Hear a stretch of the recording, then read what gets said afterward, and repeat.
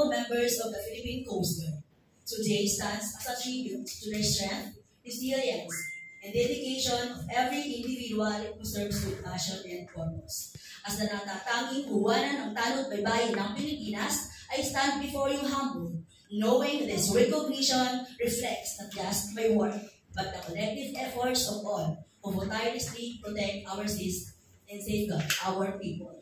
Let this moment ignite our renewed commitment in all of us to serve with integrity, courage, and love. Together, we are unstoppable. Together, we will continue to make a difference. To the remarkable women of the Philippine Coast Guard, especially those just beginning your journey, remember, you were the heart and backbone of our institution. This award is not just a symbol of personal achievement, but a reminder that your dedication, courage, and resolve will shape our future in nation security and progress.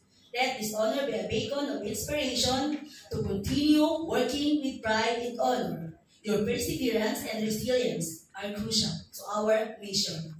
And each of you has the power to make a lasting impact, both within the service and in the lives of those we protect. Every step towards excellence, no matter how small, brings us closer to a stronger, safer, and more united nation.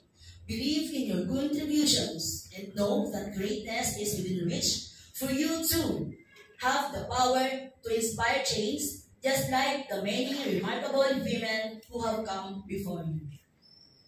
Together we rise. Together we continue to serve with unwavering dedication and love for our country. As a woman in uniform in the Philippine Coast Guard, I am deeply honored and grateful for the trust and responsibility that has been entrusted to me by my Coast Guard Station Northern Quezon family.